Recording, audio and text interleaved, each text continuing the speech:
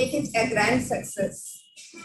So I look forward to a very useful and highly beneficial pursuit of knowledge sharing experience, which I am sure will enlarge the areas of our interest in research across multiple disciplines. Once again, I welcome you all to this grand event organized by the Internal Quality Assurance Cell of our college. Thank you all.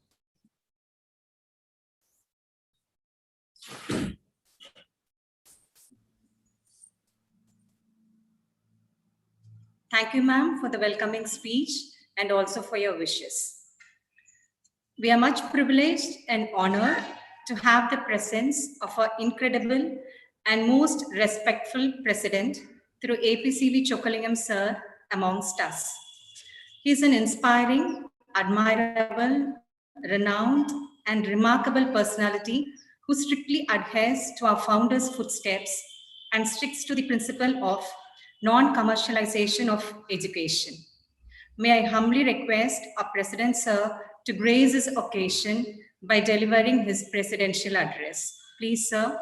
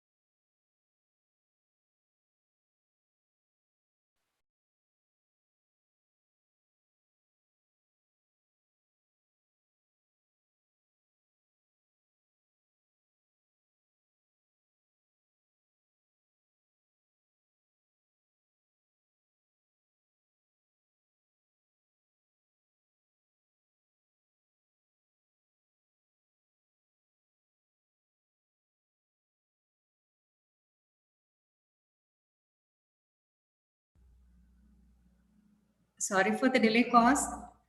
Participants, kindly maintain patience.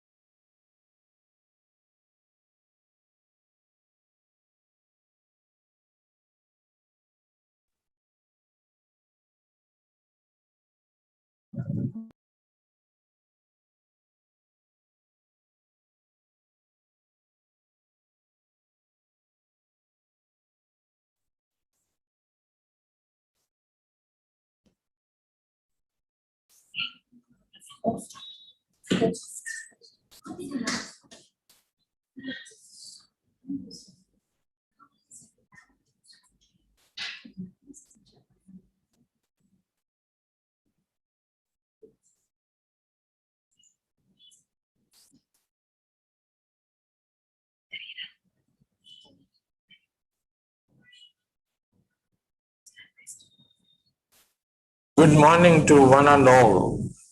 It is a great pleasure for me to congratulate the organizing committee and all the participants of the International Conference on Recent Trends in Multidisciplinary Research organized at A.P.C.Mahalaxmi College for Women, Thoothukudi.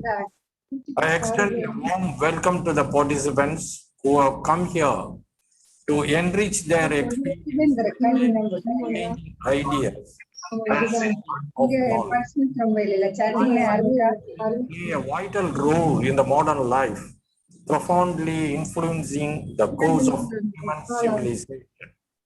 Great scientific discoveries, technological achievements in our country have improved the Indian economic status and have opened up many new avenues to the new generation to grow in a technologically advanced environment. The main goal of the conference is to educate and motivate the participants to develop skill dynamics, which must be of high priority of Indian technological education for the science, engineering, and information technology development in our country in extraordinary dimensions. We will endeavor to provide the best through lectures and paper presentations, which will be an integral part of this conference. International speakers and prominent figures in various technical fields have been invited for sharing their latest insights of academic and research in science, engineering, and information technology. I feel very much delighted to inform you that this fourth international conference will provide innovative outcome to help face the members of the staff who have been working hard for the success of the conference.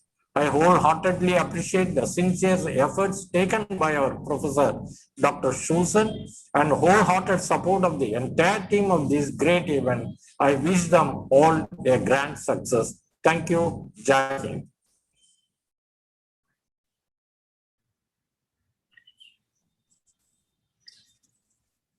We are much grateful to you, sir, for your kind presence and for delivering your speech. Thank you, sir.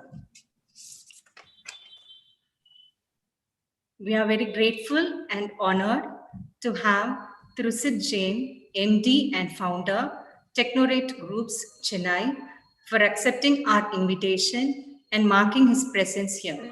To proceed with, I request you, sir, to enlighten the audience with your thought-provoking speech. Please, sir.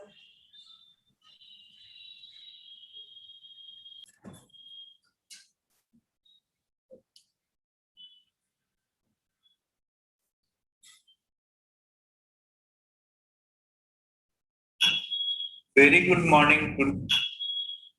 morning to distinguished guest, keynote speaker, eminent scholar, and my dear beloved student.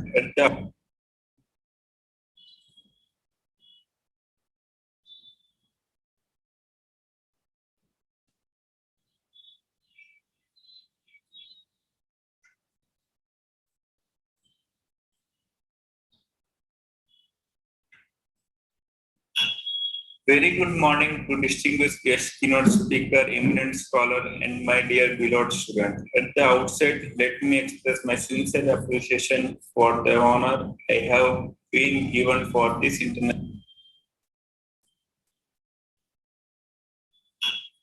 Very good morning to distinguished guest, keynote speaker, eminent scholar, and my dear beloved student. At the outset, let me express my sincere appreciation for the honor I have been given for this international conference on recent trends in multidisciplinary research by the President and Principal of A.P.C.Mahalaxmi College for Women, Thoothukudi, Tamil Nadu. It is a great honor for me to be talking with you today on this very exciting occasion. I am delighted to have the opportunity to address such a talented gathering of the fourth virtual international conference on recent trends in multidisciplinary research.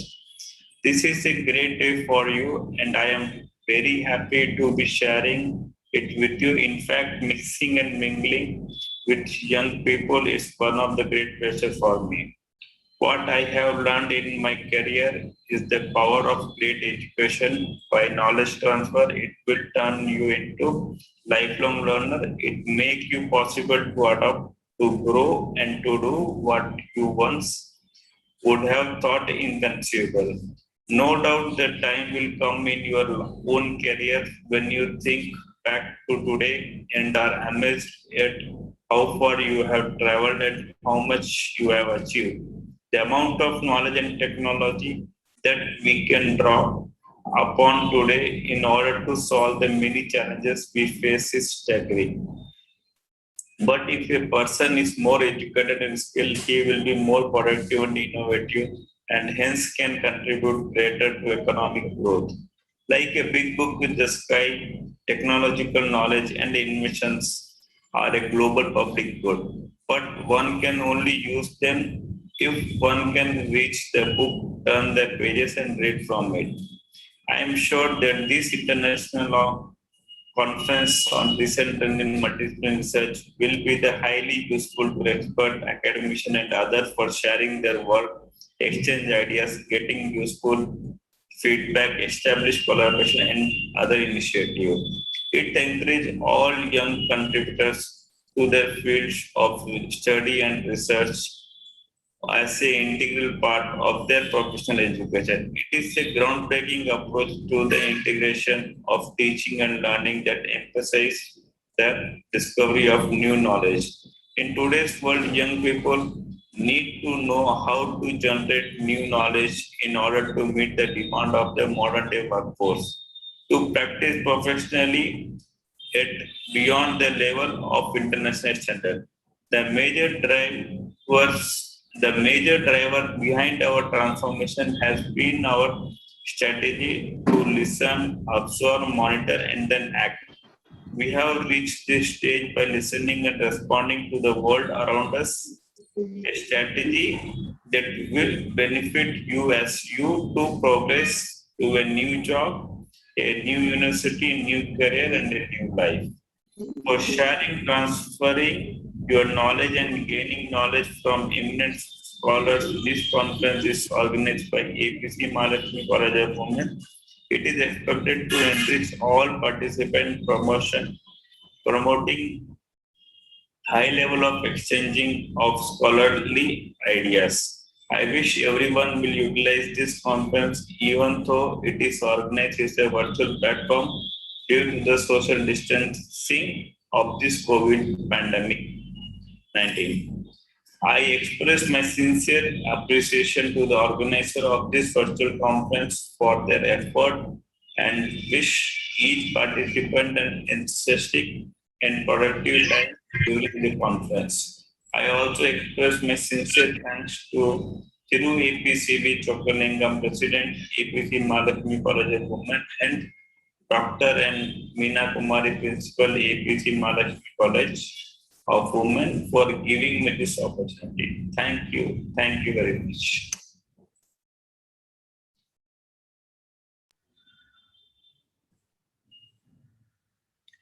We are very much thankful to you, sir, for your thought-provoking speech and for taking time out of your busy schedule and for joining us.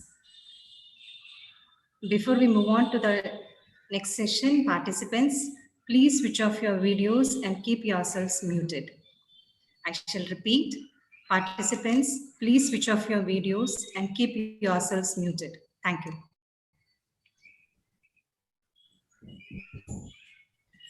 Following this, I would like to list out all our honorable and eminent keynote speakers.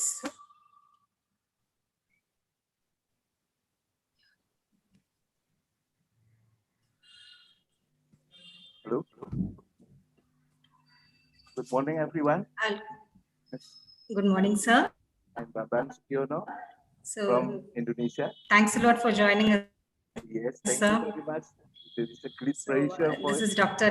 Bambang Sugiono, AP, Associate Professor, State Polytechnics of Malang, Indonesia. Thank you. Dr. T.C. Manjunath, Professor and HOD, Department of Electronics and Communication Engineering, Dayananda Sagar College of Engineering, Bangalore. Professor Dr. Ho Chin Khan, Vice President, Academics and International Relations, Multimedia University, Cyberjaya, Selangor. Mr. Mohan Somasundaram, Sofa Architect, Department of Social Health Services, State of Washington. Dr. Vishal Kumar, Director, School of Management, Dean, Research of the University, Maharaja Arts and University, Himachal Pradesh, India. Dr. V. Devadas, Lecturer, Department of Applied Muscat, Sultanate of Oman. And as we proceed towards the highlight of this event, I'm obliged to have received the good luck wishes from our keynote speakers and distinguished guests who were kind enough in accepting our invitation and consented to spare their valuable time with us. At this juncture, let us listen to their greetings.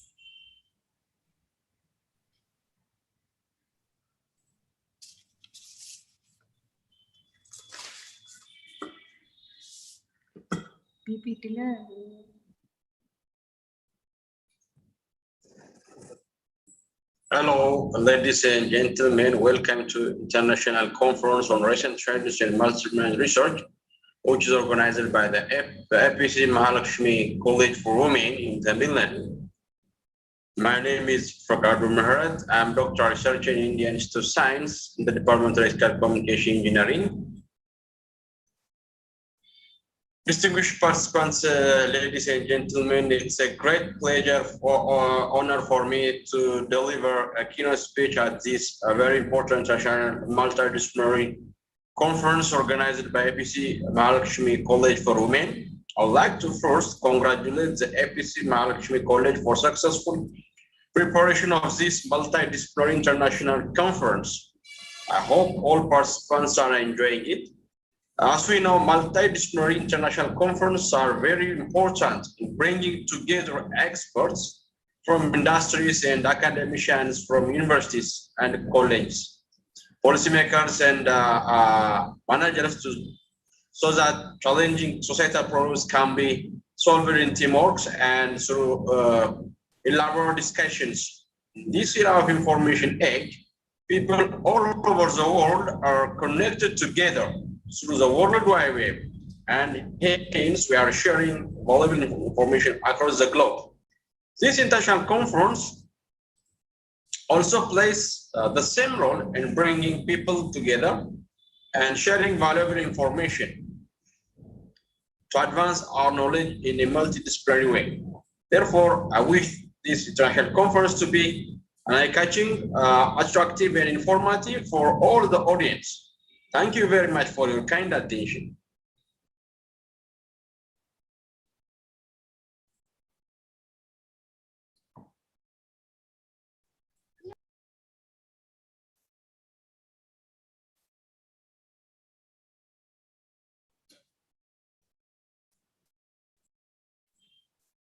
Good morning, ladies and gentlemen. As a keynote speaker of this conference, allow me to announce that in this international conference, we will congratulate the International Conference on Recent Trends in Multidisciplinary Research, Icrtmdr 2021 Organizing Committee for providing wonderful opportunity to the research scholar. With their great success, may this organizing committee be an inspiration to the future research scholar to join into Blossoms Icrtmdr. See you later in A.P.C.Mahalaxmi College for Women, Tustupudi, Tamil Nadu, India. Good luck. Best regard, Dr. Insinyur Bambang Sugiono Agus Purwono, Master of Science, State Polytechnic of Malang, Indonesia.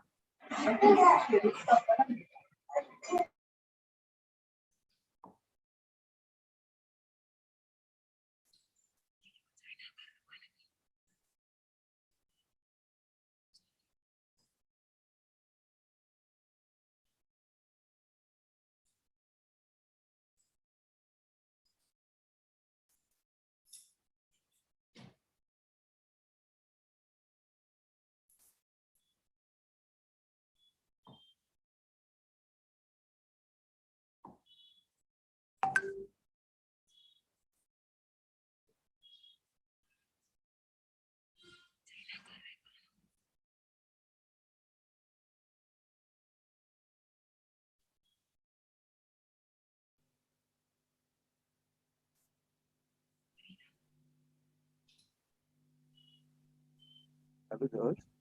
This is my turn.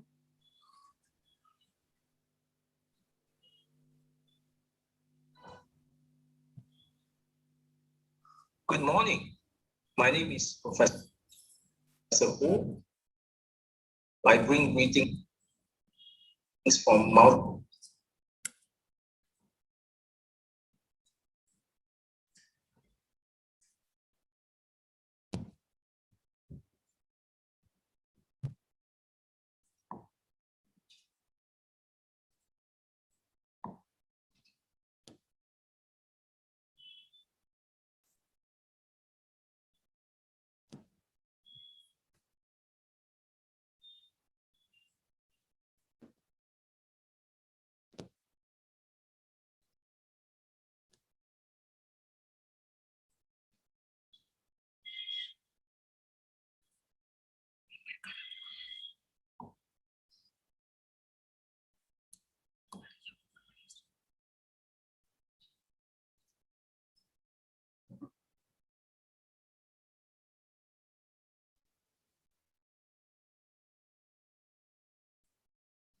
Good morning.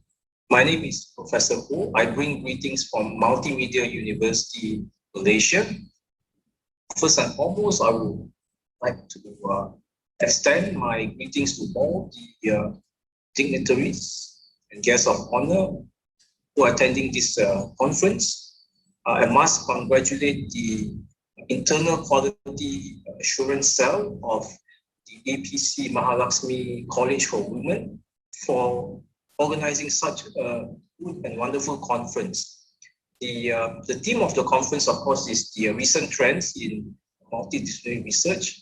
And when I got to know that this is a conference will be organized soon, I think that it is a very attractive name, simply because if you look at some of the problems that we face in the world today, any useful research solution to such problem must be multidisciplinary in nature.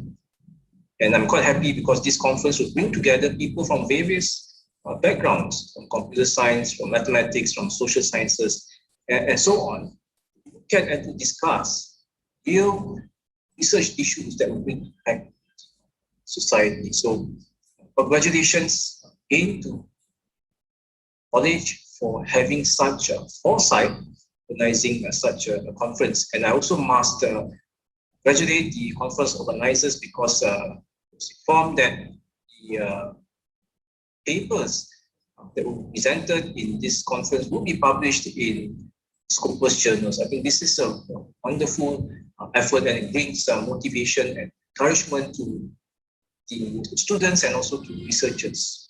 So once again, I hope that you enjoy this conference, and congratulations, all the best. Thank you.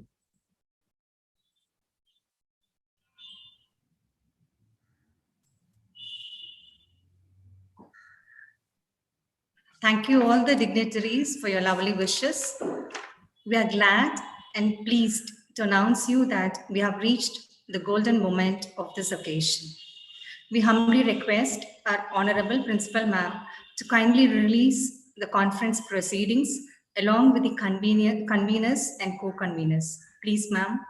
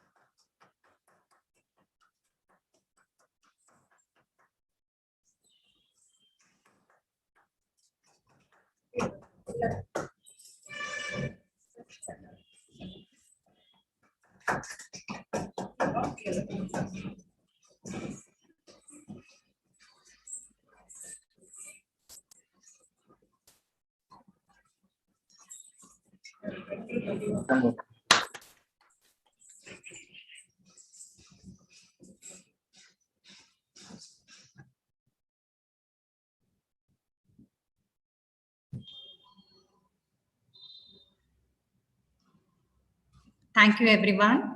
It's time for us to commence the technical sessions. The chair for the first technical session will be Dr. Bang Sugiona, AP. He is currently working as a lecturer in Mechanical Engineering Department, State Polytechnic of Malang, Indonesia.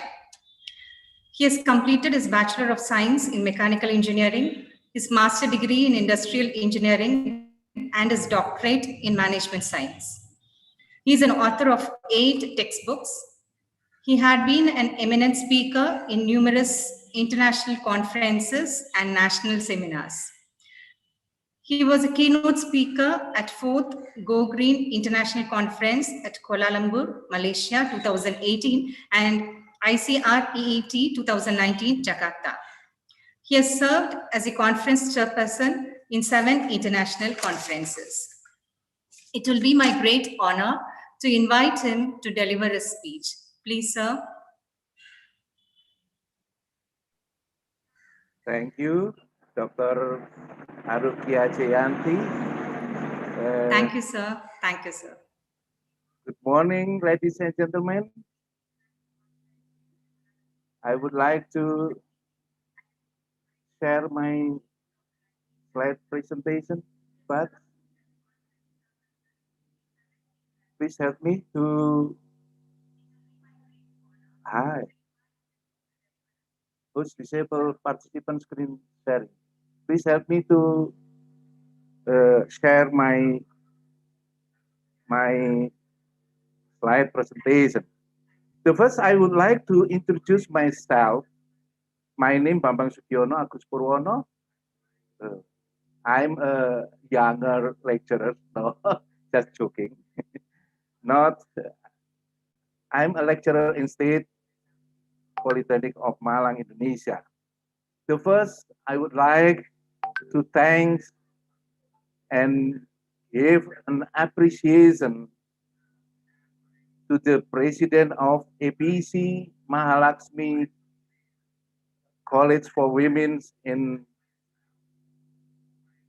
Thoothukudi, Tamil Nadu, India, and the organizing committee, and special Dr. Susan. Thank you very much for your appreciation and for attention. How can I keep? I would like to share this, okay?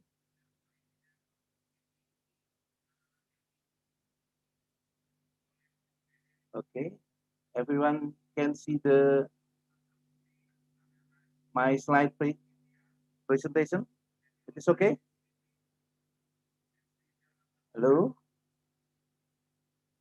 Yes, sir. Yes, sir. Okay. Okay. I would Please like go to ahead, present sir. my research paper. The title is How to Optimize the Green Open Space Using Hydroponics Closed Cycle System. The outline of this research paper is research background, lead study, research method, result and discussion, conclusion, and references.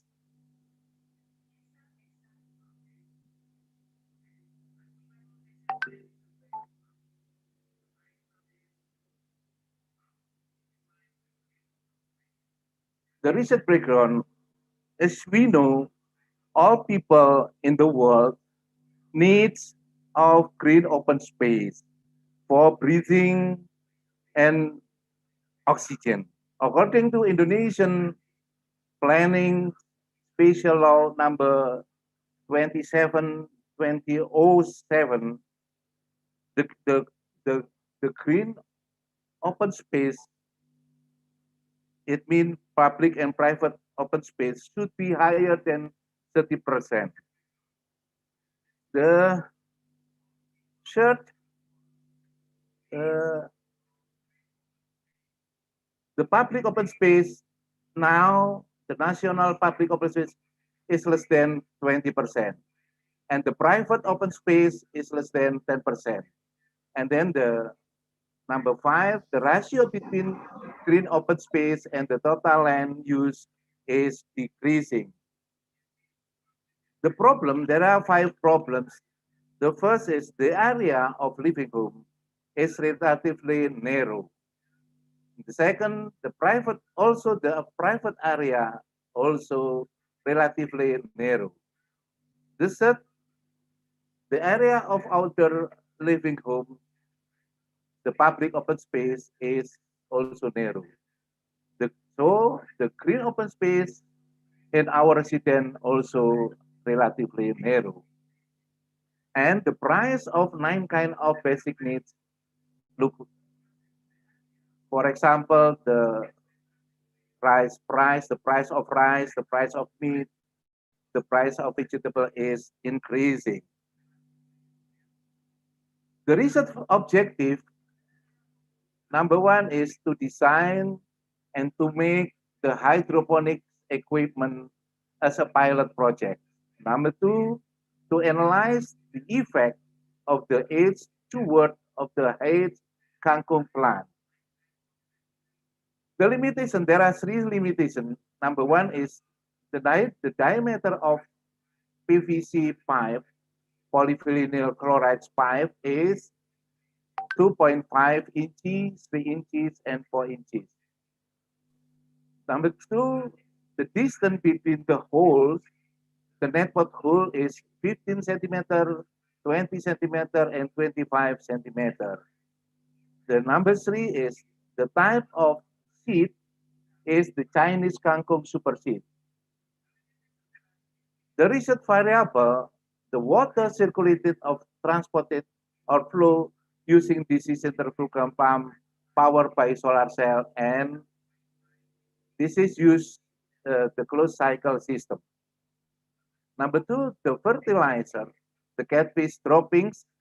This is the organic fertilizer circulated or transported using DC centrifugal pump powered by solar cell.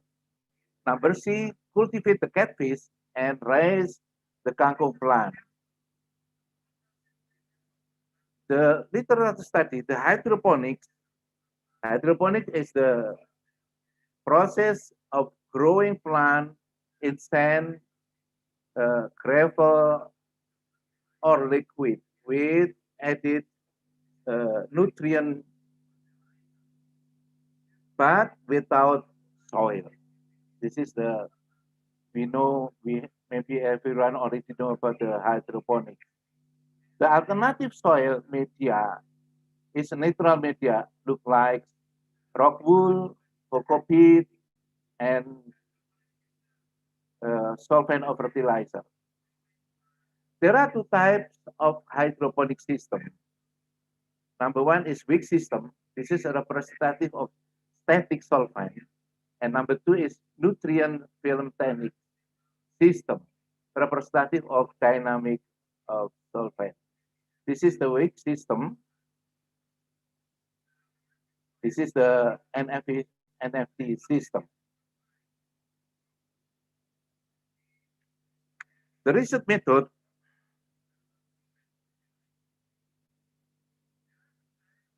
we use the design experimental quantitative method using one-way analysis of variance.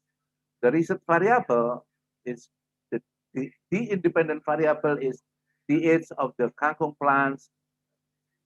The number two is the diameter of hydroponic PVC type, and the dependent variable is the height of kangkong plant. The hypothesis, number one, the null hypothesis, there is no effect between the kangkong plant age and the kangkong plant age at the level of significance 5%. And the alternative hypothesis, there is an effect between the kangkong age and the kangkong plant age at the level of 5%. The design experimental, the mathematical model is YIG is mu plus AKPI plus epsilon IG. AKPI is the age of the kangkong plant, and Y the age of the kangkong plant. This is the flowchart of the research variable, research flowchart. We start, and then preparation. We need the field study and litter study, and we try to identify the problem, and we design the hypothesis, the null hypothesis and the alternative hypothesis, and we design the mathematical model. The research methods is quantitative methods, the experimental design methods. If the hydroponic equipment is running well, we try to collect the data and the compute the data, and then we analysis the data. So we discuss the result and discussion and analysis, and then documentation. Okay, this is the closed cycle system. The water, this is one. The water and catfish dropping. This is the catfish. As the organic fertilizer, this is circulated and transported using the catfish pond centrifugal pump powered by solar cell. This is the solar cell, 350 watt peak, and the waters flow inside the pipe of the hydroponic equipment.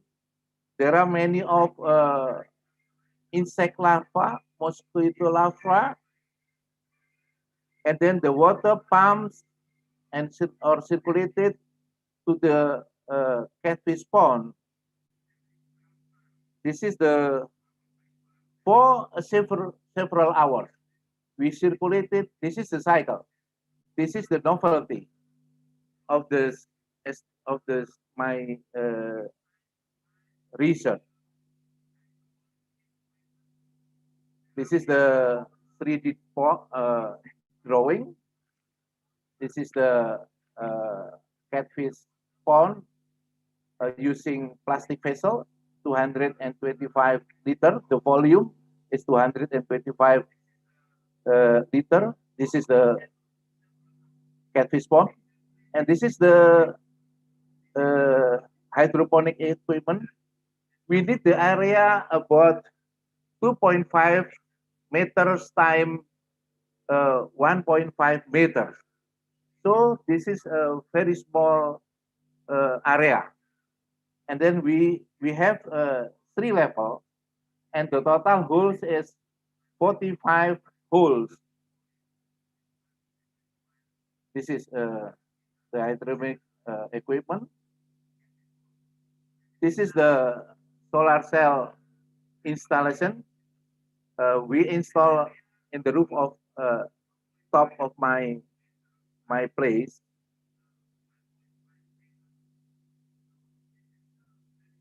This is the kangkong seed.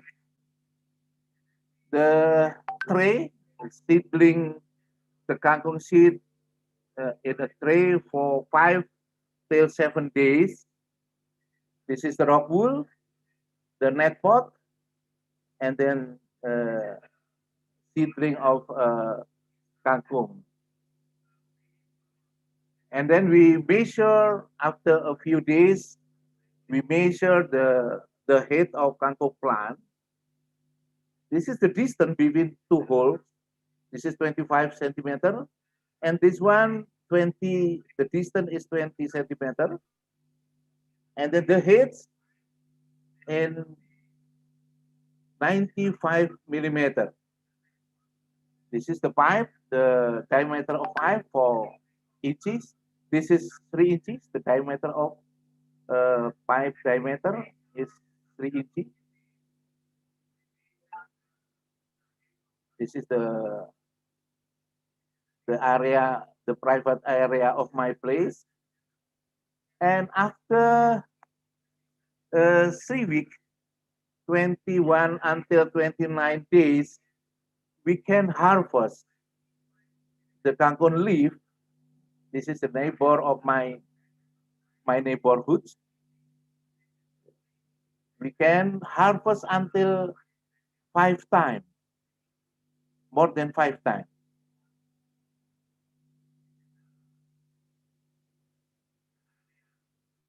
This is the catfish, cultivate the catfish. Now you know the area of the living home uh, relatively narrow. Our place is about, the land is 180 square meter, and the buildings is about 54 square meter. So we must build, construct the special equipment. This is 5 level for growing the plant, the orchid plant, and the other one. This is the outdoor living, the public open space. This is the result.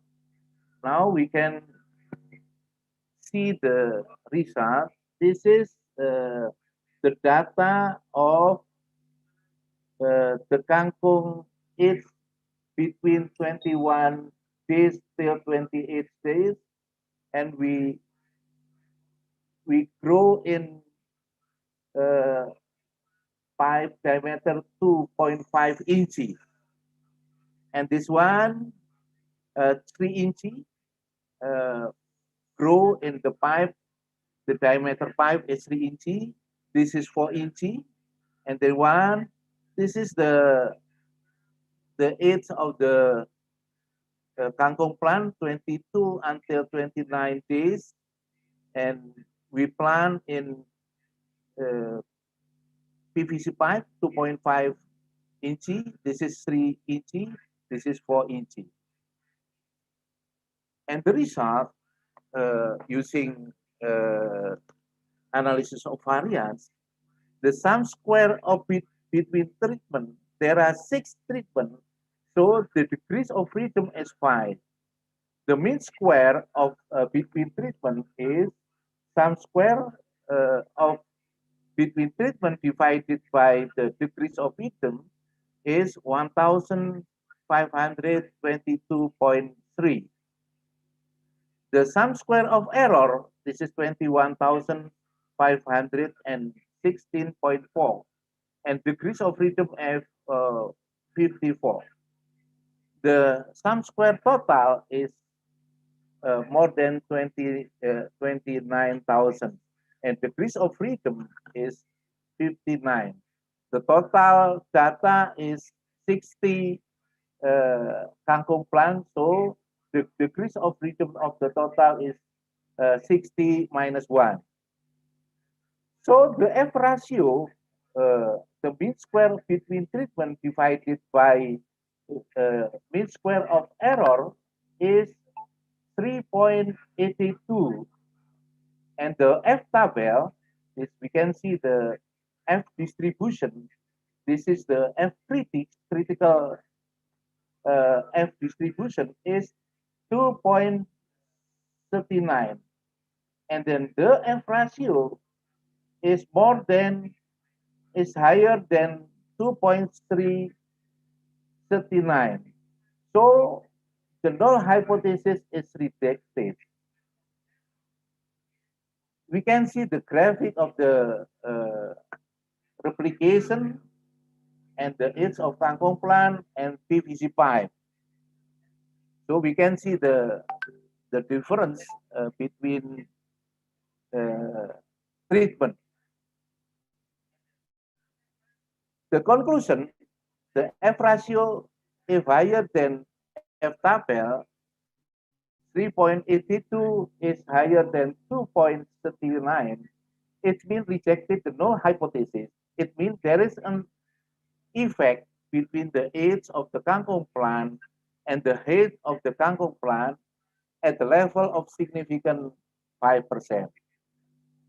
The subjective conclusion or qualitative approach, the kangkong plant fiber is mild enough, and the taste is sweeter one. And the rest of, I try to cultivate 100 small catfish, but after 3 months, the rest only 28 uh, catfish. This is now we try to improve the mortality. Thank you very much for your attention. If you have any question, thank you, Dr. Uh, Jayanti. This is your turn. Thank you very much, sir.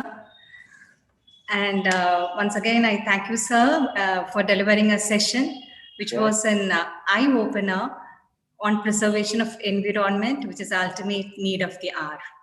We are really lucky enough, sir, lucky enough to have your presence here, sir. Thanks a lot. Thank you, Dr. Jayanti. Thank you, sir. Thank you.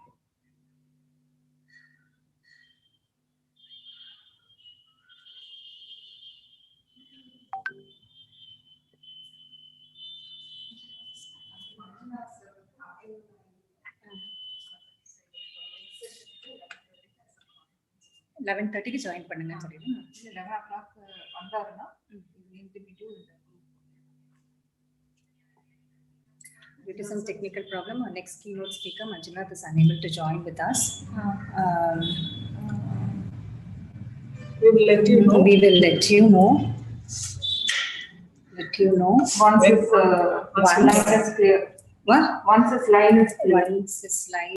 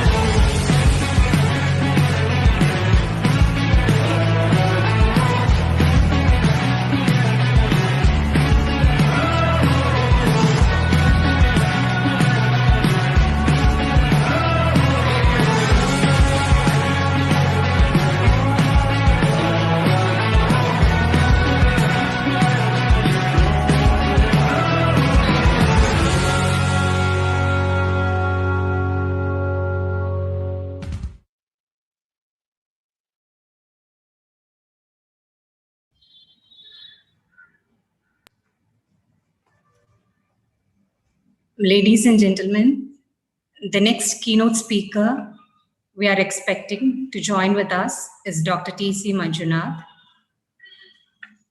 We humbly request you to wait patiently for a few minutes as we are awaiting to Dr. T.C. Manjunath to join us.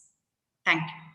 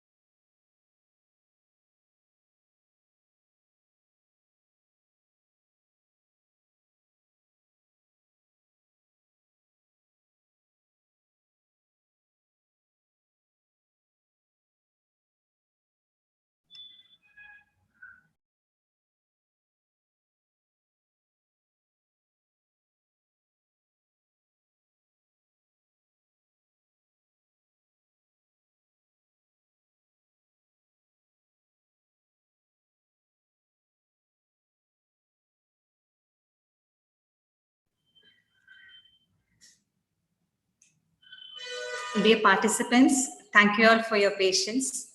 Due to some technical problem, our next keynote speaker, Dr. T.C. Manjunath, is unable to join with us.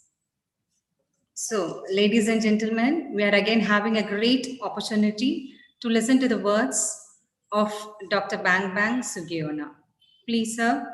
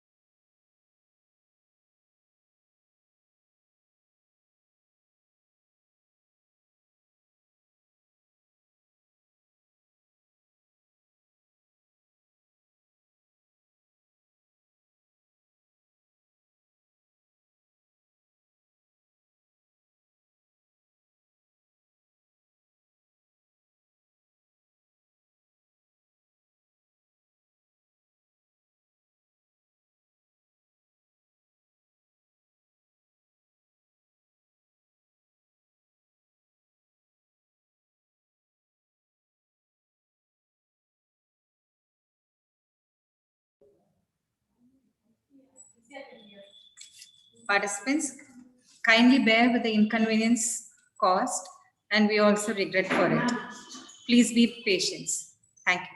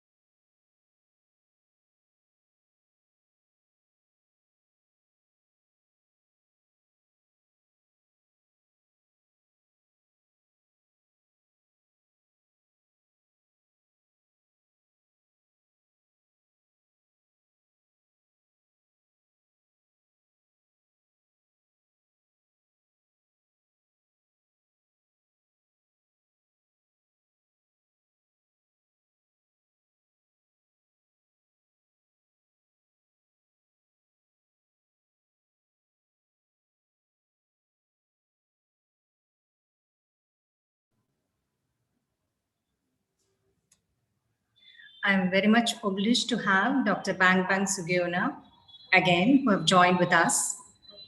I humbly request him to commence this session. Please, sir.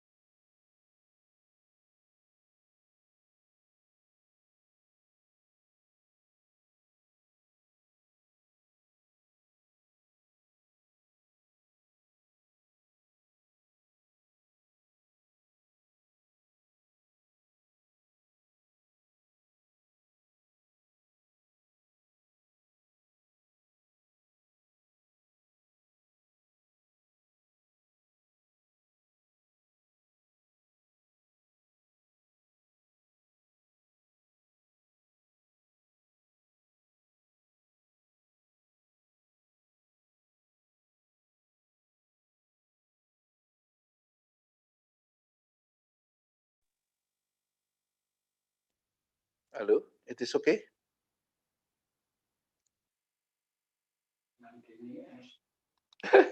Yes, hello.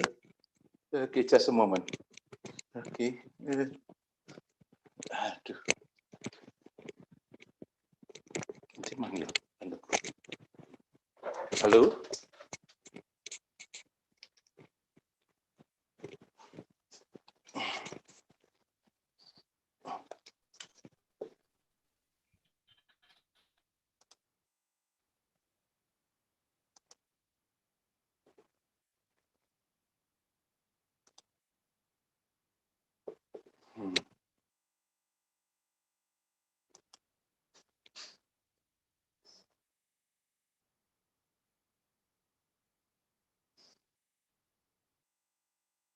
Hello? Can you hear me?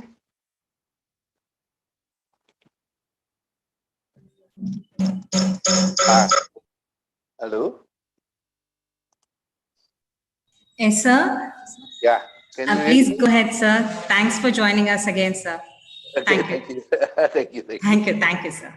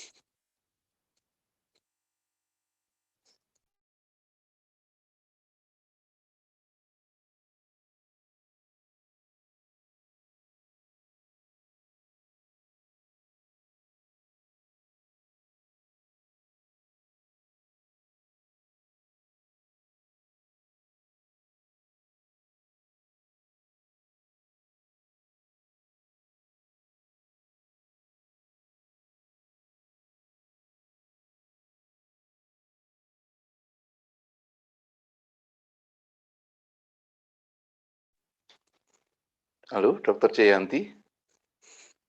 Yes, sir. I'm able to hear you. Okay, I can join with you, rejoin, okay? I'm sorry, sir. I have already rejoined, okay? Okay, sir. Please.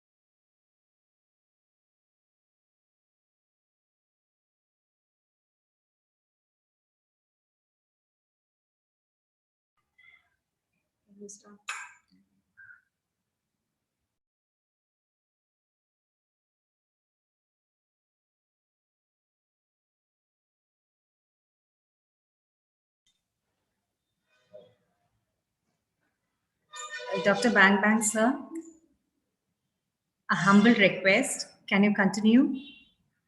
The session is yours now. Thank you.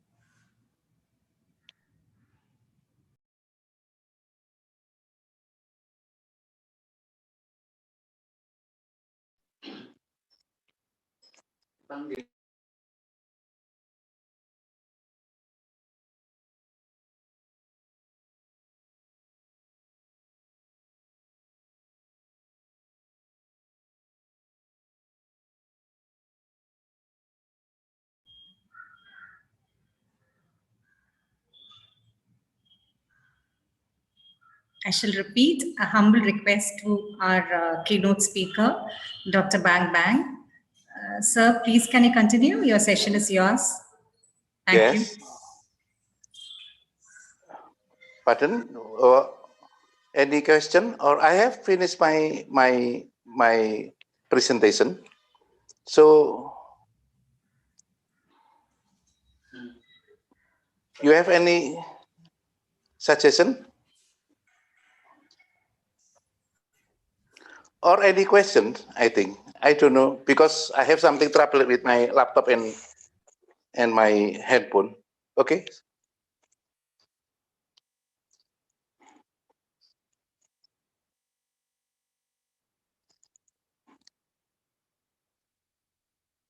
Hello, Dr. Jayanti.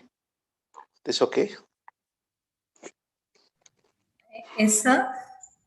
Yeah. Yeah, I am waiting for the participants to ask any questions if they have any, sir. Okay. I still with it. Okay. Thank you, sir. Thank you. Okay.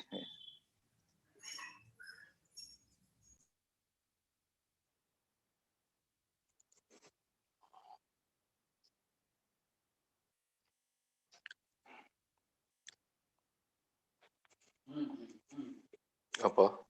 Participants, you can come forward, and if there are any questions, please feel free to ask to sir. Thank you.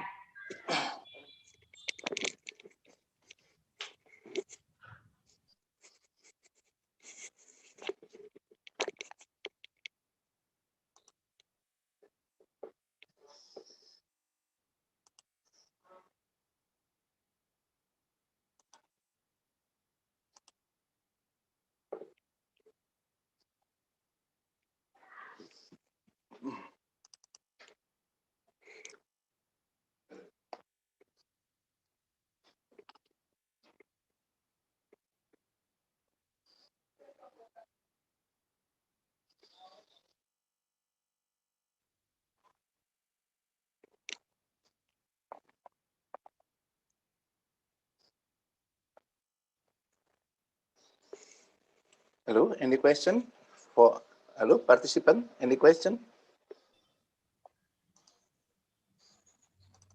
Participants, is there any questions to be asked?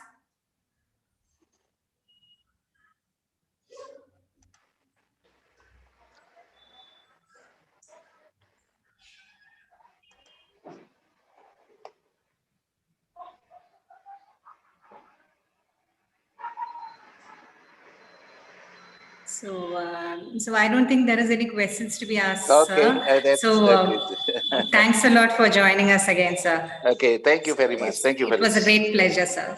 Thank you so much. See you later in the next time. Okay. Sure, sir. Thank you, sir. Thank you.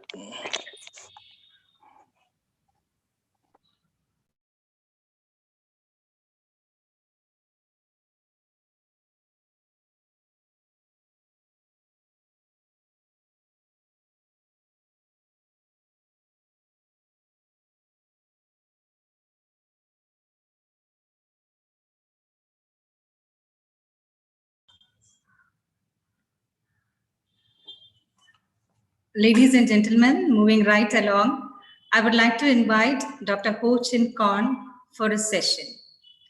He is a professor in Faculty of Computing and Informatics, Vice President for Academic and International Relations, Multimedia University, Selangor, and he is also a research assistant.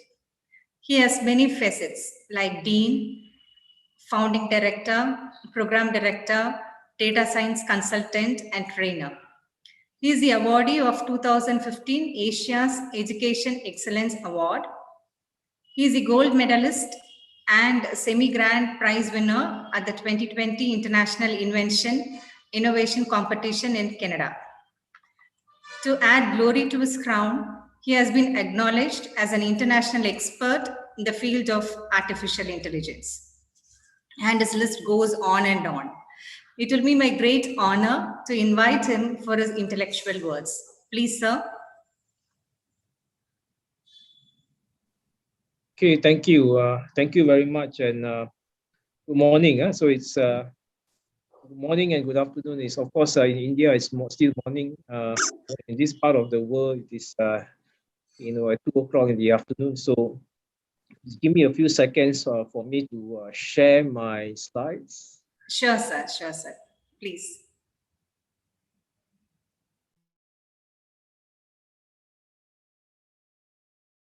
Okay, can you see the slides being on slideshow? Yes, sir, it is visible, sir. Please go ahead, sir. All right. So thank you very much to the college for inviting me to give this keynote speech.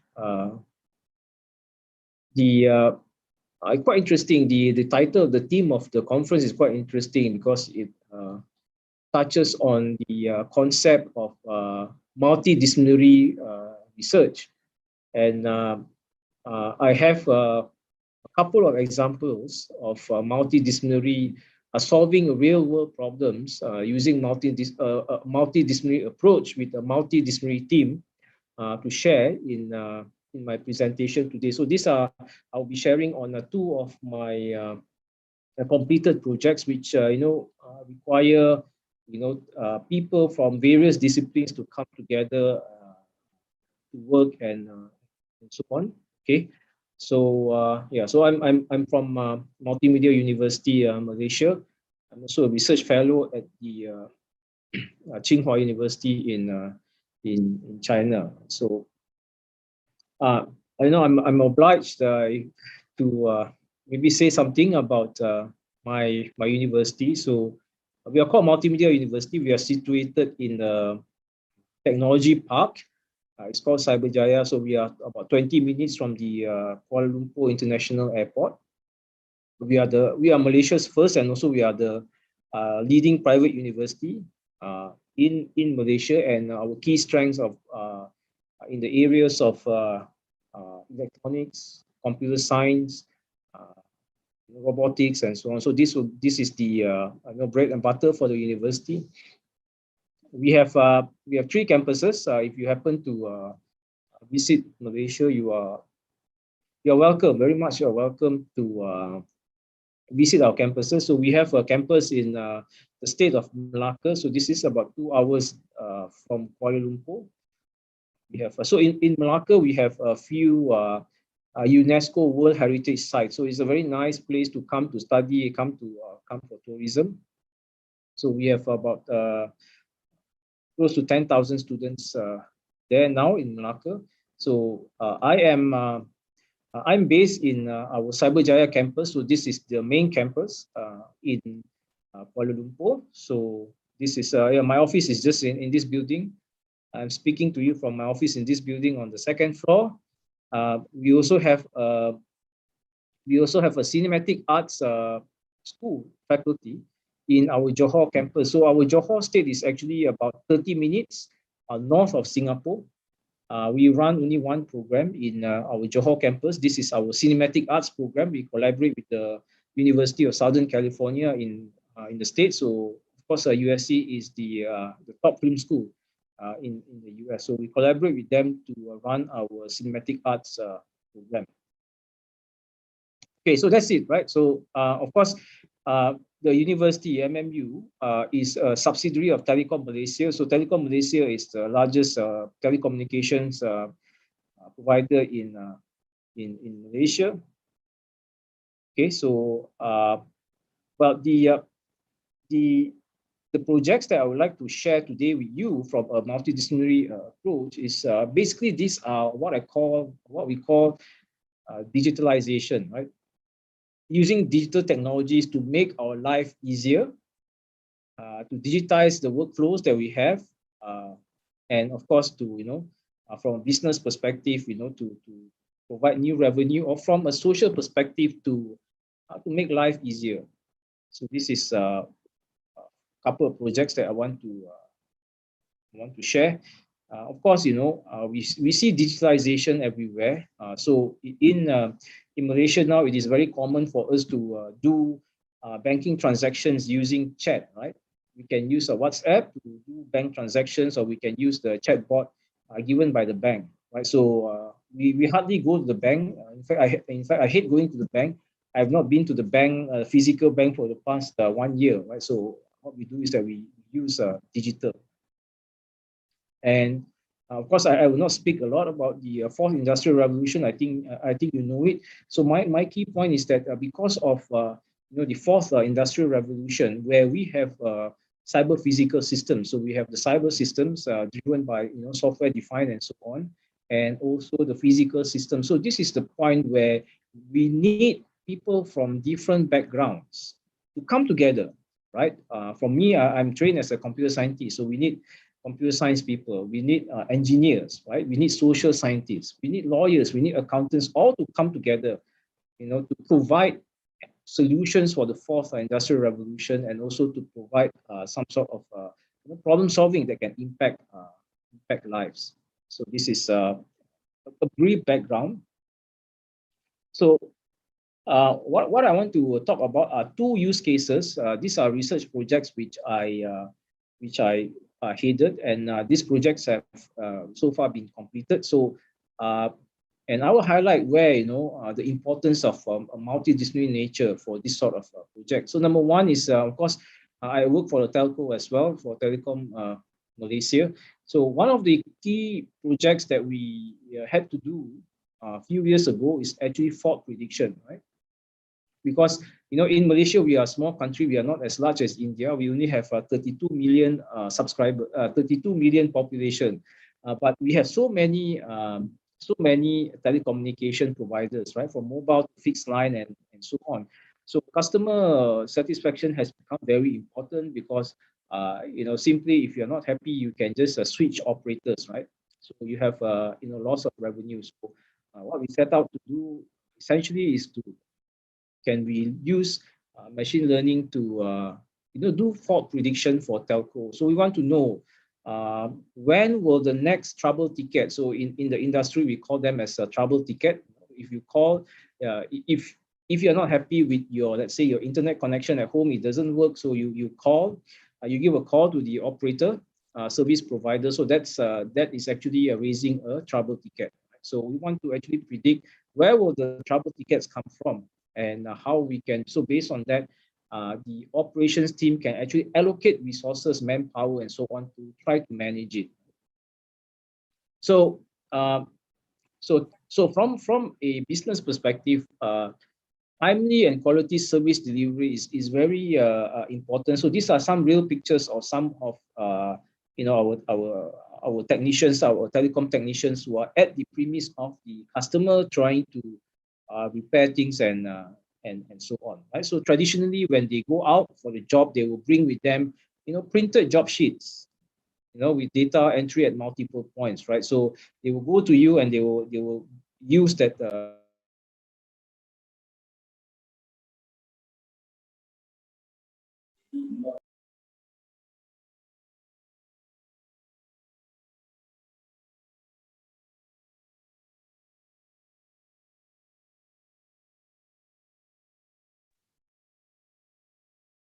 Sorry, I think somebody has muted me just now, so just going to. You can hear me, right? Everything is okay, right? Yes, sir, we are able to Okay. hear you. Please go ahead, sir. Okay. So, so we have started to, digitalize the entire workforce, okay, with such, devices. Instead of carrying the paper around to the customers' premise to solve their problem or to troubleshoot. So what we do now is that we have this gadget that goes around, right? So, the problem with this approach is that we wait for the customer to say something is wrong, then we go and fix it, right? So what we set up to do in this project is that we want to go the other way around, right? Because the first part is very reactive, doesn't reduce the number of faults, right? So what we want to do is that we want to reduce the number of calls going into the contact center, because every calls going to contact center will cost, there is a cost to it, right? Because we are paying the agents. We want to predict, and preempt downtime for networks and so on. So this is the idea of the project. Okay, so we set out to predict faults to reduce number of customer complaints related to network faults, because our regulator in Malaysia actually monitors the number of complaints received. So this is one of the key performance indicators of a service provider. So as a background, so what we do is that we did the research work, we did the project, the machine learning on predicting faults based on this setup, right? So if you are familiar with this setup, this is actually a fiber to the home setup, meaning that this is what we do is that we actually bring the fiber, the optical fiber, right until your living room into your house, and you have the broadband termination unit here. And from there, you have services for your IPTV, you have services for your phone, your digital phone, and of course, your internet connection. Okay, so this is the setup that we look at, and we get data from the telco, from our parent company, data. So we have plenty of data, right? So data is generated from every devices, right, which we can use to actually predict faults. Okay, so the product that we actually look at is actually called Unifier. So for those who are engineering oriented, so this is the entire network infrastructure, right? Coming from this is your network processing element, right? So you have your depending on the technology that you use, either fiber to the home or internet to the home, right? So you have, this is the core network, these are the applications, right? And this is the customer premise, right? So we think that a fault is raised whenever you call in to complain. So that is for us, we consider that as a fault. So these are some of the faults that you don't have to understand them, but this is some of the faults that there are many faults, right? So in real world project, even if you do research, right, we should try to do research that addresses real world problems. So in this case, we have groups of students, we have a group of researchers from the university working with engineers and operators in the telecommunications side to understand and to formulate the problem. So you have people from different backgrounds coming together, right? So the people from the operator side will explain to us what does all this thing mean, right?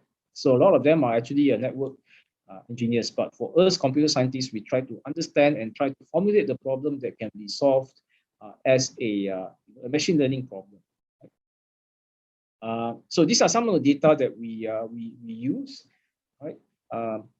So depending on whether you are using the VDSL over copper or fiber to the home, right? So these are all the the data that we get from the service provider, and based on this data, we need to actually look at trying to predict where will the fault happen. So this is a very large data because this is telco data. So this is one of the solutions that we have deployed, where we actually use. So there are two streams of data. If you look, one is actually internet usage data. So these are event sequences, right?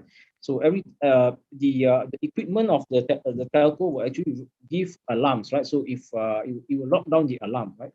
And we also have user information. So this is demography, right? The area of the user, the package and so on. So we have to fuse two data together, right?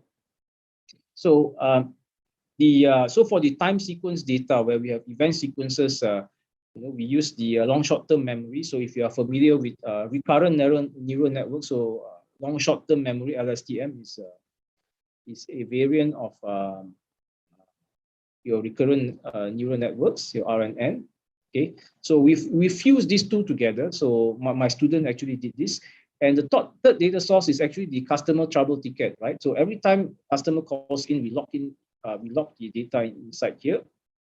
And what we then do is that this is so in the real world, right? So for such projects, we will not have a lot of label, right? If you work in machine learning and you download your benchmark data set, so your benchmark data set for supervised classification, the labels are there, but for this real world application, nobody is going to tell you whether this is a fault or not. Even the engineers doesn't have time to actually go through and do it. So we have to find a way to do it, and we use a supervised classification. Basically, this is an ensemble model, and we try to explain the model as well. So this is the setup of the solution that we made for telecom. So this is very quickly. This is the first project that I will share because of time. So I will just I just explain the very high level details. But to tie this back to the theme of the conference, we have a variety of people working here. We have those who are really hands-on into the network monitoring side. We have computer science. We also have people working on customer service, okay, because they will be the one telling what the customer would like and so on. So this is one example where multidisciplinary approach is required. Right, and we should go for all these sort of projects to create impact. So this is the first project, right? The second project is more interesting. So first one is about telecommunication. The second one is actually about natural disaster. So this is a very big project which we have completed in a year 4 years ago. So this is a geohazard monitoring for Peninsular Malaysia. So the geography of Malaysia is such that we have the Peninsular Malaysia, which is attached on the north side is Thailand, and of course we have the couple of states in the Borneo Island. So we are looking at the geohazard monitoring for Peninsular Malaysia. Right? So what do I mean by geohazard monitoring? Before that, some of the universities involved in this big project. So this project is actually a collaboration between the government of Malaysia and the government of Japan. Right? So we collaborated with people like UC Tokyo and so on. Okay, so interestingly, in Malaysia, we have two main natural disasters. So thankfully, we don't have earthquakes. So the first type of disaster that we have is the landslide. It's a landslide. So this picture that you see here is a real occurrence of a landslide back in year 2011. So this is about 10 years ago, and if you can see the image right here, so there is actually a landslide which has happened here, right? So the land has the slope here has failed, and previously there were some houses here, but when the slope failed, a landslide occurred, and I think about 10 people were killed right here. Okay, so. And Malaysia is very prone to landslides because we receive a lot of rainfall, right? Because we are in the tropical, we are close to the equator. So we have a lot of rainfall, and a lot of landslides in Malaysia are triggered by rainfall. Right? So we set up to look at, how can we work with, the community, how we can work with the engineers and government, pulling everybody together to come up with a solution for monitoring landslide, as well as looking at how do we quantify the risk. Okay. Now another key issues that we always suffer, and this happens usually at the end of the year, is actually floods. Right. You go to the East Coast, we have a lot of floods. I believe in India also you face this difficulty as well. So we have massive floods that hit Kelantan in 2014. So Kelantan is actually a state on the east coast of Malaysia. So you can see that a lot of land was covered with water. right? So this project actually, I will focus only on the landslide. I will not focus on the flood. Okay.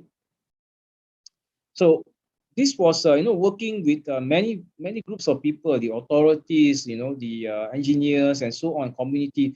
We have come up with this system actually, right? So in this project we primarily focus on landslides that will happen in highway or expressway, because the risk is there, right?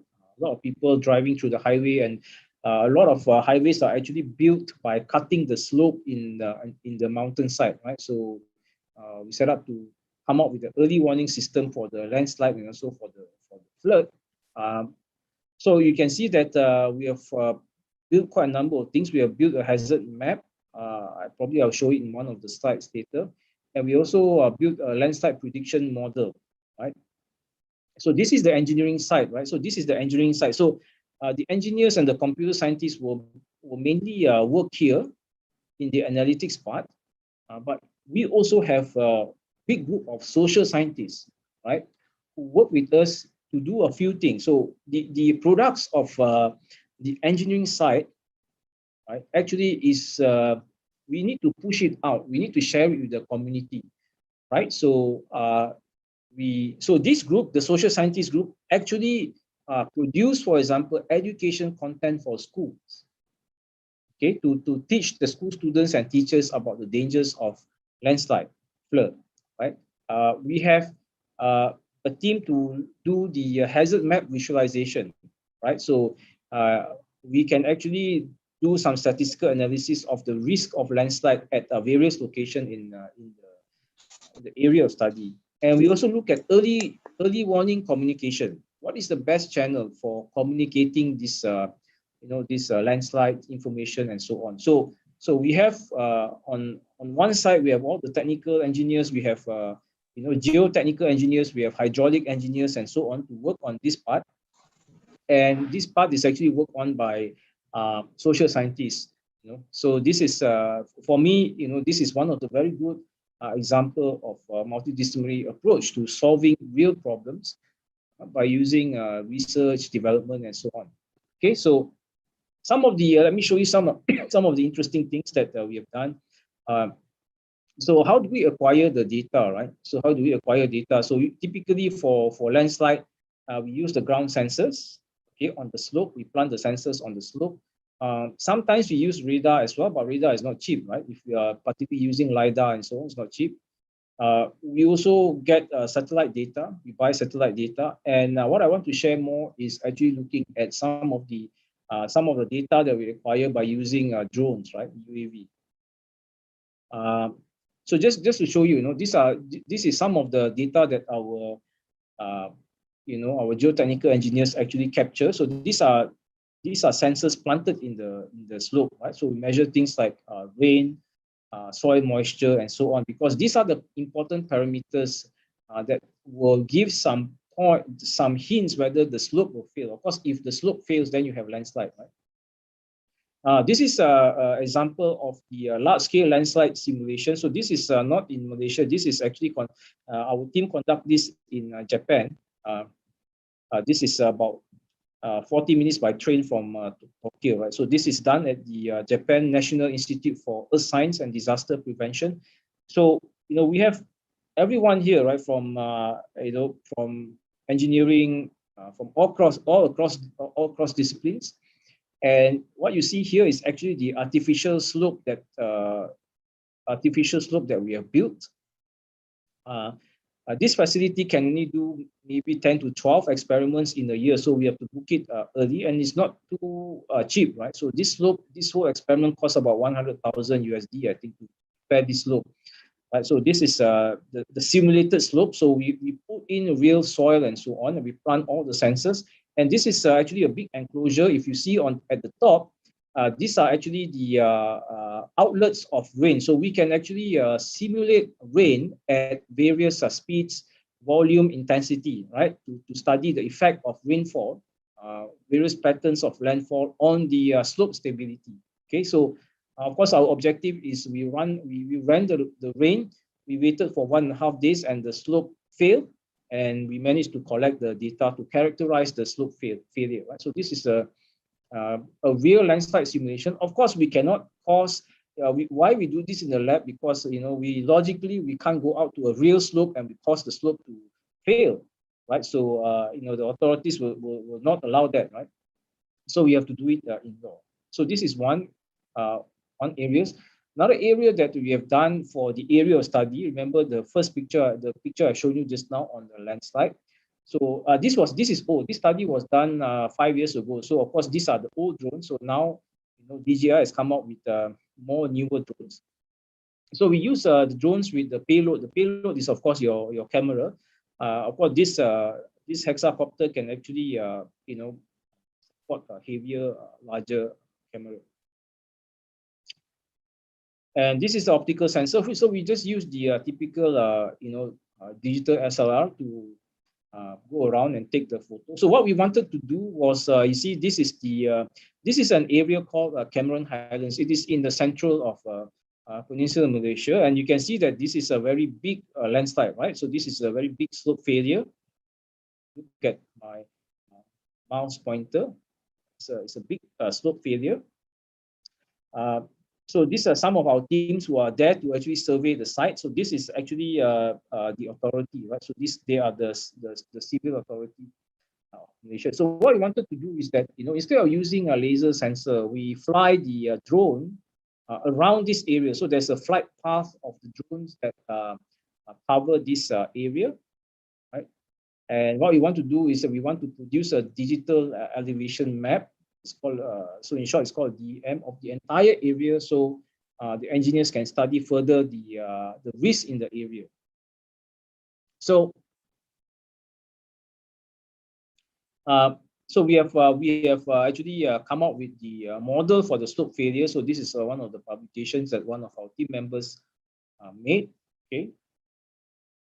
So let me show you the interesting bit of how we use the drone. So this was the study area. Okay, this was the study area. So this is the flight path of the drone. You can see the pictures that they take. So this is this square box is where a picture is taken from the drone of the study environment. So you have the this is the flight path. So of course this is part of the flight path. It's not the big one, right? And what we then do is that we process. So here, if you look at the term, there's a term called autophoto. Autophoto. Why? Because we have to do orthogonal correction to the photo. Because when you take a photo from above, because the surface of the Earth is curved, right? So we need to correct for that, so it looks plane, into a plane, right? So this square box here was joined together. We merged them. So this is 300 drone photos. So we overlaid on the satellite image of the study area. So you can see these are a few places where we have the landslide. And this is, of course, the highway, right? So you can see a road, right? A road passing through here. This is zooming in. This is the name of the place is Gunung Pas, right? So Gunung means in Malay, it is the word for mountain, right? So you can see here. So what we are interested to study is actually the risk of the slope here, because this is the highway, right? So this slope here is quite risky because there's some failure here, and we're also interested to see what are the risks here.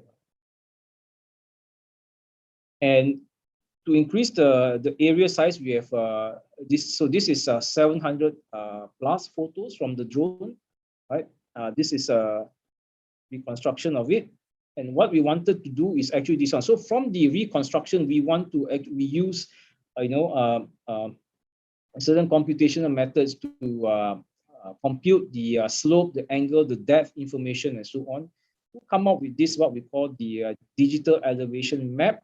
That so those photos that we have taken and reconstructed of the area. So at the end of the day, we come up with the elevation map like this one. So it is color coded. This is the area, and you can see actually the elevation information here. So this is the picture which is produced at the end. And this will actually help the engineers to identify the dangerous area and how do we actually rechannel the reroute traffic and so on. So of course, some of the very challenging things is that, of course, we don't have that many data on landslide because we don't want landslide to happen, right? So when we actually do the research, we have lack of data because landslide don't happen, right? The data is actually coming from landslide, and landslide is something that we don't want to happen, right? So we need to look at how to design algorithms to work with constraints of little data, right? And secondly is that the slope model that we build for one slope is different from another slope, right? You can't transfer it easily because the land use is different, the character of the soil is different, the rainfall is different. So the next question is how do we actually use transfer learning to do that? And in statistics, there is a concept called, I'm looking at the third point, in statistics, there's a concept called extreme values, right? Extreme values. So, the flood that happened in 2014 is actually one of the, if you, layman term is actually called, a black swan event, right? So it is a extreme value that, you don't see it anywhere in history. So how do actually models, how can we train models to actually handle extreme value points, right?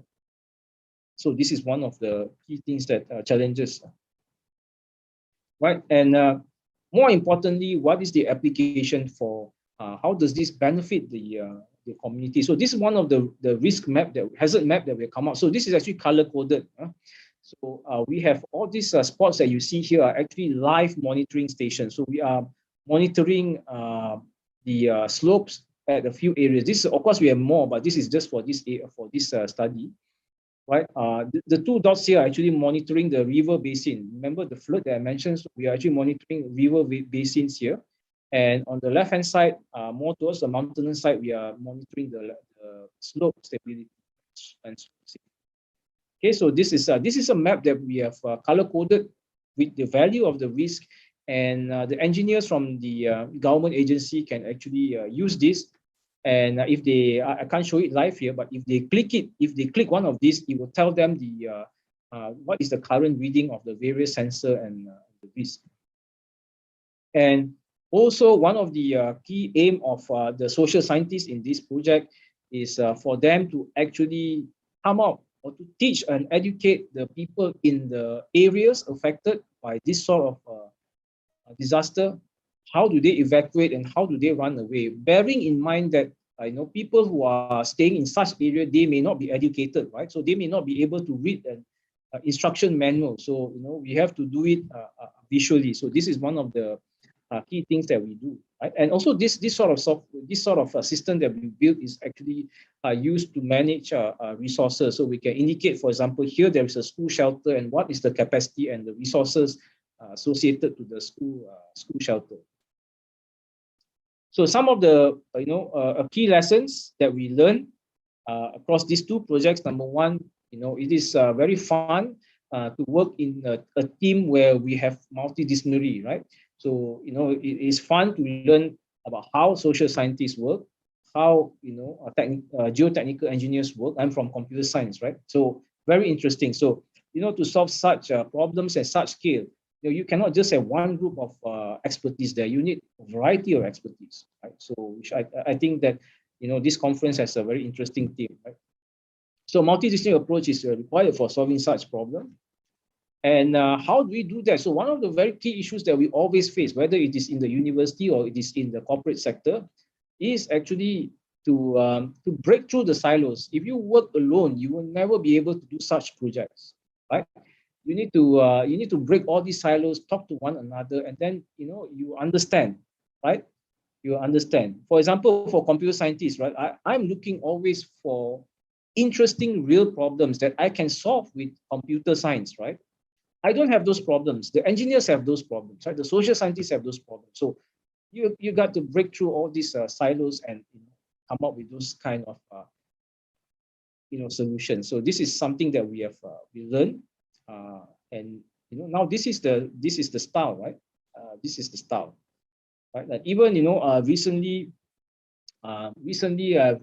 currently I'm actually working on a project looking at, of course, COVID-19, right? Everybody wants to apply models to COVID-19. So I have a team of people doing some research project on modeling COVID-19. So I'm from computer science. I have with me medical doctors in my team. I have people from medical physics. I have mathematicians as well in my team to look at the entire problem of forecasting COVID-19 and planning for vaccination. Right? So again, this is a good example where you need people from different backgrounds to come together, not only certain groups of people. So, so that's it. I think my sharing within a half an hour. I'll be happy to answer any questions or discuss anything that you like. So I hand back the time to the organizer.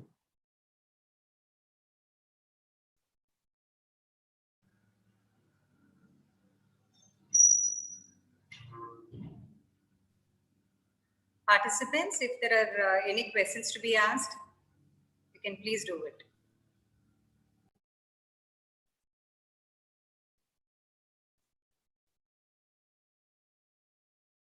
Or you can type it into the Zoom chat if you have access to the Zoom chat. I can read it from there as well.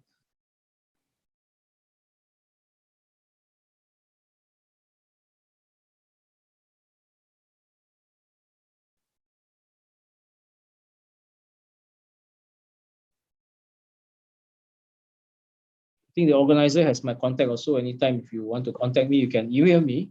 But of course, I may not be able to respond to your email immediately, or maybe it takes me a few days.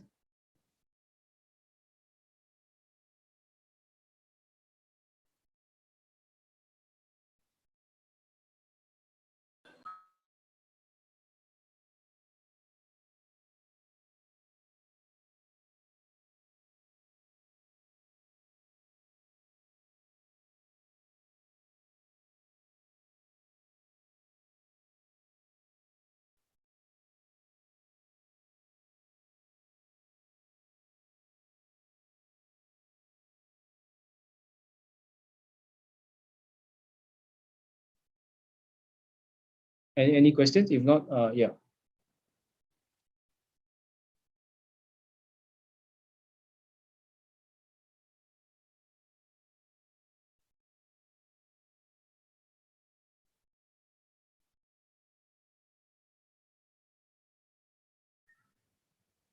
Is there any questions, participants? If there is any, kindly you can ask, or else you can put it in the chat box.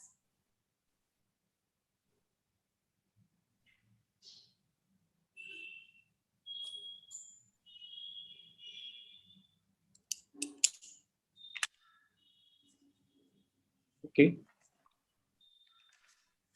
So thank you. I hope you have productive time in the. So there's one question. What are the limitations in your process? So which process are you referring to?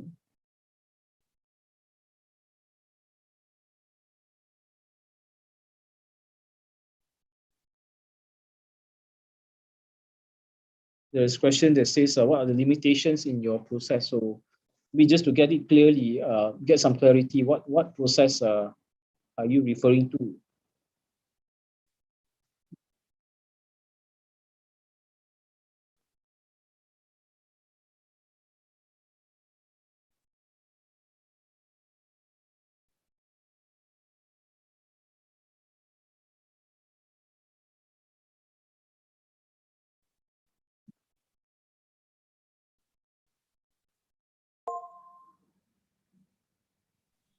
If you are talking about the limitation of the models, of course, just now I mentioned that if the model for the landslide, one of the challenges is that if you build a model for one slope, right, it may not be easily transferable to another slope because the characteristics of the slope are different. So some adjustment or calibration are needed. So this is one of the key limitations because different slope have different characteristics. So you can't really, transfer results from one to another easily. So that is quite dangerous. Okay, so thank you. Thank you.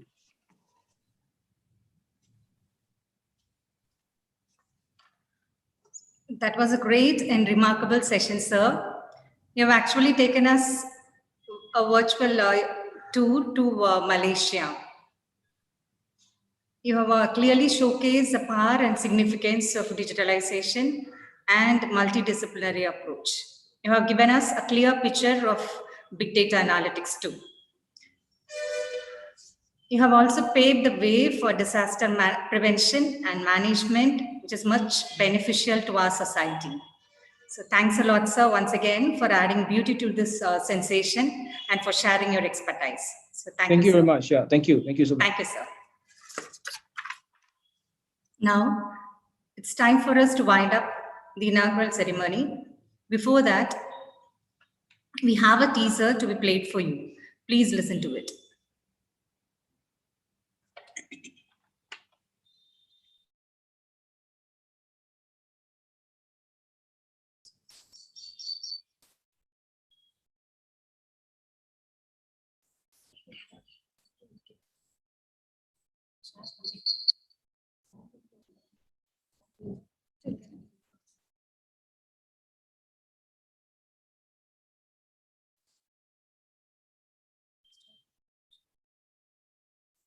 The man with the black right here. Right with the man right here. Sipping on me. Right here. It's right with the man right here. Living up fun, sipping on me. Yeah, clap for me, man, right here.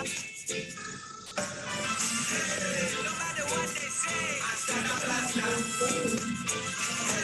No matter what they do, I stand up last time. No matter what they say, I stand up last time. No matter what they do, I stand up last. Got the man with the black right here. Singing swag with the man. Got the man with the black right here. Singing swag with the man right here. Living up fun, sipping on beer. Yeah, clap for me, man, right here. Got the man with the black right here. Singing swag with the man right here. Living up fun, sipping on beer. Yeah, clap for me, man, right here. No matter what they say, I stand up last time. No matter what they do, I stand up last time. No matter what they say, I stand up last time. I stand up last time. No matter what they do, I stand up last. Got the man with the black right here. Bringing swag with the man. Got the man with the black right here. Bringing swag with the man right here. Living up fun, sipping on beer. Yeah, clap for me, man, right here. Got the man with the black right here. Bringing swag with the man right here. Living up fun, sipping on beer. Yeah, clap for me, man, right here. No matter what they say, I stand up last time. No matter what they do, I stand up last time.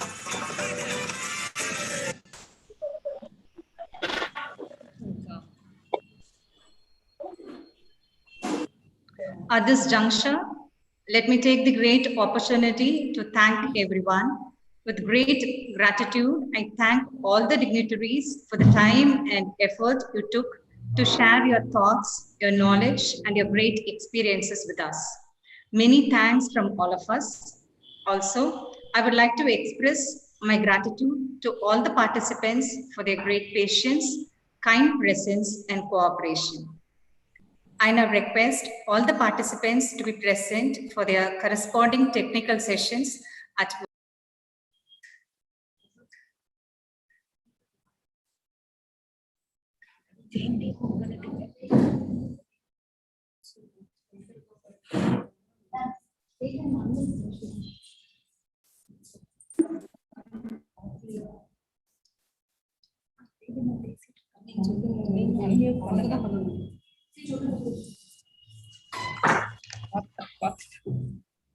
I'm sorry.